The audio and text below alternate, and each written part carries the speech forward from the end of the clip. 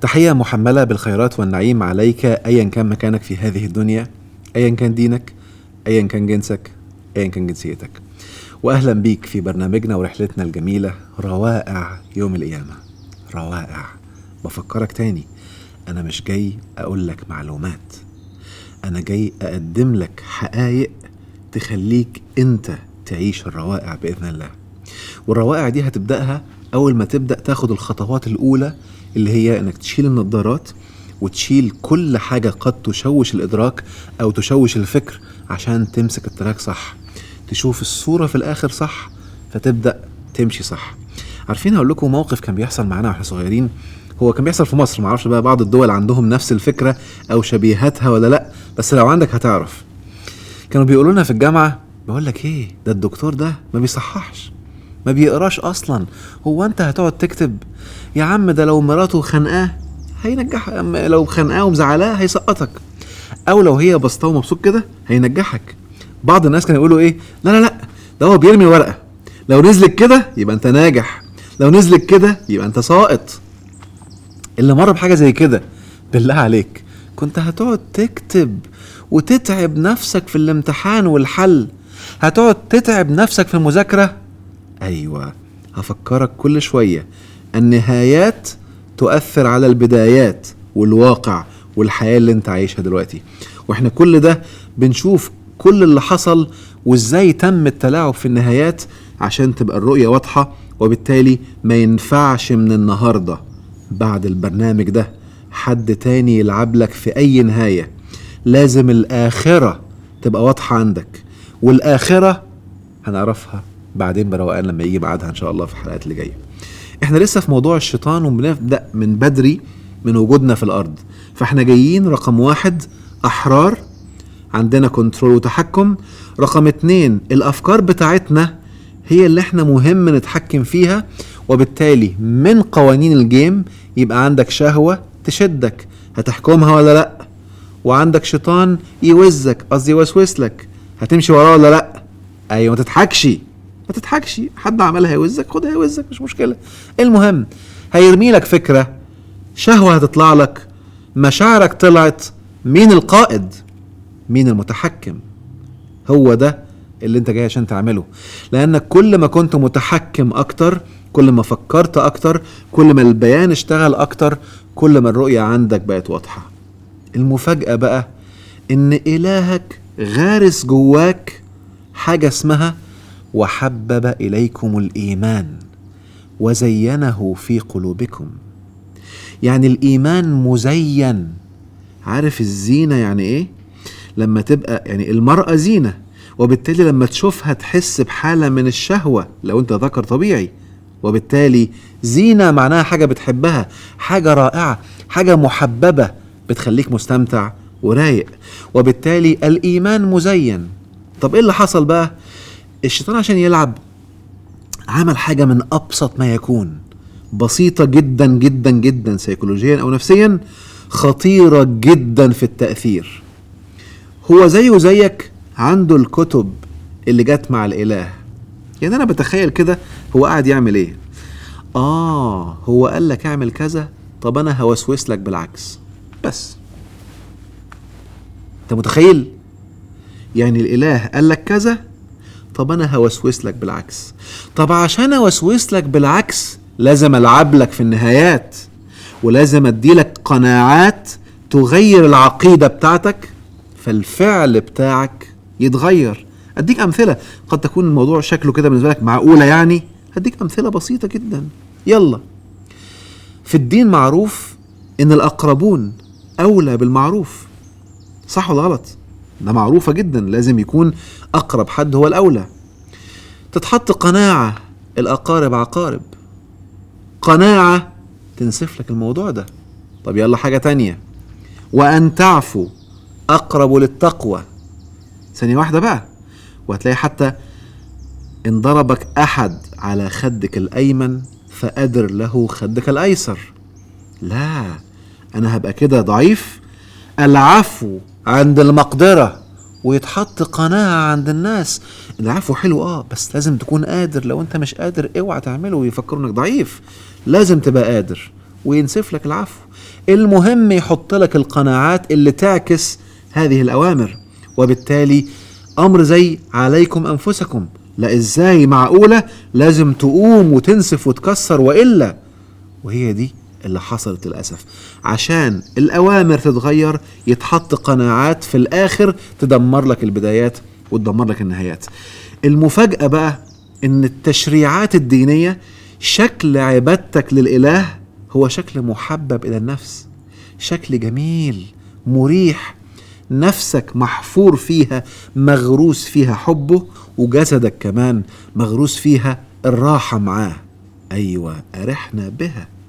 يوم اللي حاصل يبدأ الشيطان يوسوس لبعض الناس من اللي بيتبعوه، اعمل كذا، طب اعمل كذا. في بعض الناس بيكون نيتهم سليمة بس بيحبوا يغالوا، بيحبوا يضخموا، بيحبوا ان هم يكونوا متشددين، فبيستلمهم يقعد يخليهم يتشددوا اكتر واكتر واكتر واكتر لغاية لما يقعوا في تشدد شديد على نفسهم. وخد المفاجأة بقى، ويقوم مخليهم يألفوا كتب ويقنعوا الناس ان هو ده الدين. يعني مش كفاية ان انت شددت على نفسك، لا ده انت خرجته على انه دين. وحاجة تانية خطيرة كمان بيعتمدها الشيطان من منظور نفسي، فانتبه. بيجي على الناس اللي في مواقف سيئة نفسيا، لأن شيء طبيعي أن الانفعال بيشوه التفكير المنطقي بنسبة من 70 إلى 80%، ويخليهم يقروا ويفهموا ويستنبطوا معاني بحسب الحالة اللي هو فيها. هديك مثال بسيط. عمرك سمعت عن مقولة طوبى للغرباء؟ المقولة أو بعض الناس يرون أنها حديث نبوي للرسول صلى الله عليه وسلم، طوبى للغرباء. فخلي بالك، لأول وهلة لما تقرأ من غير ما يكون عندك أي نظارة هتشوفها كده، طوبى للغرباء. أيوة، مين دول؟ الإنسان الصالح في الوسط السيء، ده المعنى المطلوب أو المعنى اللي اتقال. يقوم يجي على حد تفكيره شاذ عن الناس، تفكيره غلط، بيهاجم، بيواجه، بيقتل، بيكسر، الحكومة بتحاربه وبتسجنه، يقوم مخليه يقرأ النص. طوبى للغرباء. مش انت بتتحارب؟ مش انت بتتهاجم؟ والله العظيم سمعتها بودني وشفتها بعيني كذا مرة في التلفزيون. لما واحدة تتصل بحد تقول له هو احنا غلط، بدأت تفكر هو اللي بيحصل لي في حياتي غلط، انا بتدمر. يوم قايل لها المتحدث باسم الإله: ألسنا نقاتل في ديننا؟ ألسنا نطرد من ديارنا؟ ألسنا كذا؟ ألسنا كذا؟ يبقى احنا اللي صح واحنا الغرباء. فيبدأ اللعب من هذا الموضوع. لما بدأ الشيطان يحط حاجات تبعد الناس عن المنهج الطبيعي، النفس بدأت تمل. أكيد طبيعي لما حد يقول لك اعمل كذا واعمل كذا واعمل كذا ويتحط لك حاجات بشكل طقوسي، نفسك هتمل ونفسك طبيعي هتبدأ تبعد عنه. فبدأ الناس يتهاونوا في فعل هذه الأشياء. أنا بحلل لك التخويف والسيطرة جم إزاي. النفس الطبيعية اللي على الفطرة هتبدأ تمل هذه الطقوس وهتبدأ تمل هذه الأشياء. يوم اللي حاصل يبدأ الشيطان يخلي الناس ترعب وتخوف عشان تلتزم. يؤسفني ان اقول لك ان الشكل اللي اتقدمت بيه الصلاة شكل طقوسي، عشان كده انت بتمل منها وبتنفر منها.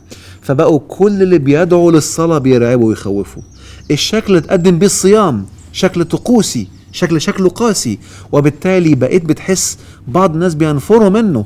بعض الناس بيبقى قدام الناس مبين ان هو صايم ويستخبى يروح ياكل. ليه؟ لانه اتقدم بشكل غلط. وبالتالي لانه اتقدم بشكل غلط واتقدم بشكل طقوسي ما عادش حد بيعمله، بقى كتمة، بقى خنقة، بقى لود. يوم ايه اللي حاصل؟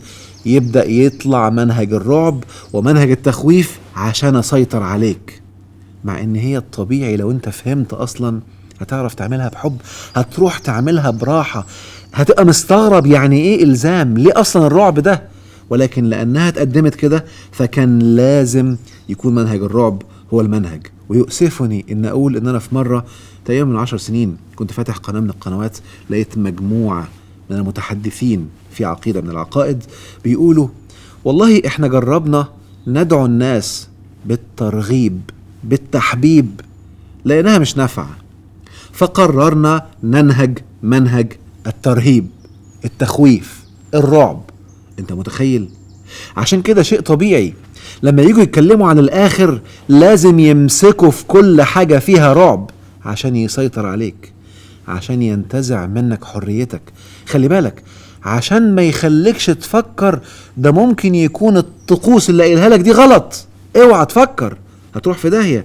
اوعى تفكر في نار، في عذاب، في كذا في كذا. وخرج الموضوع بره اطار المنطقية وبقى ماسك تراك رعب وفزع.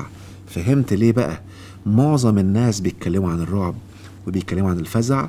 لأن في كل الحضارات وفي كل العقائد حاجات مش ماشية صح. فعشان أحكمك لازم أخوفك، عشان أحكمك لازم أرعبك. وصلت؟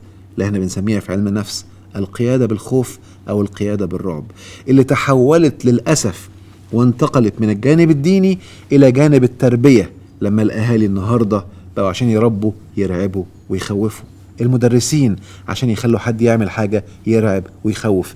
المنهج اللي في الدين الحقيقي منهي عنه، منهج السيطرة ومنهج الإكراه. عشان كده أصلا لازم نفكر في حاجة مهمة قوي.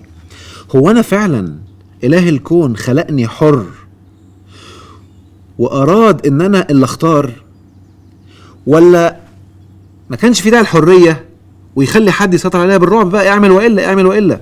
النهارده لو حد بيربي أي حيوان هتلاقيه بيعمل اعمل وإلا. عمرك شفت حد بيقنع حيوان؟ هو اعمل وإلا، بيديله لدعة، بيديله خبطة، بيديله كذا، بيديله كذا. معايا؟ هتلاقي اللي بيهش الغنم عمرك شفتها بيهش بأي حاجة؟ تلاقيه تك تك تك تك، أو يقوم مديله طعم عشان يجري عليه. وصلت؟ لكن مفيش عمق، مفيش تفكير، مفيش تحليل، مفيش حالة من الإدراك العالي اللي تخليك تبقى عندك طوع. انت دايما مقاد، يا مقاد بالغرائز زي اللي قالوا بقى الجنس والكذا والكذا والكذا، يا مقاد بالرعب والخوف، fight or flight اللي احنا بنسميها في علم النفس العقلية الحيوانية، fight or flight. انت اصلا مرعوب فيتحارب وتقاتل وتهجم يا تجري. وصلت؟ وبالتالي مهم تكون عارف معلومة خطيرة قوي هقولها لك دلوقتي وهنوضحها اكتر في الحلقات اللي جاية ان شاء الله. ايه رأيك لو قلت لك صورة كده عن النهاية، ان درجتك في الجنة، يعني اول درجة ليك في الجنة هي من اخر درجة انت وصلت لها في جنة الدنيا. هعيدها تاني، بداية درجة جنتك في الآخرة هي من آخر درجة انت وصلت لها في جنة الدنيا. تخيل بقى لما انا احط لك الصورة دي كده هتعمل ايه جوه؟ الله الله الله، انت بتتكلم جد؟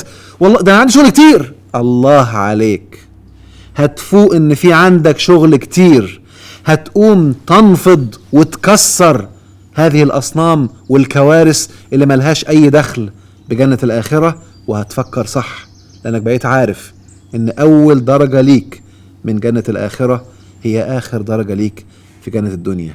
وأنا أزعم ودي قناعتي إن اللي ما عرفش يعيش الجنة هنا ربنا يكون في عونه في الآخر ويوم اللقاء.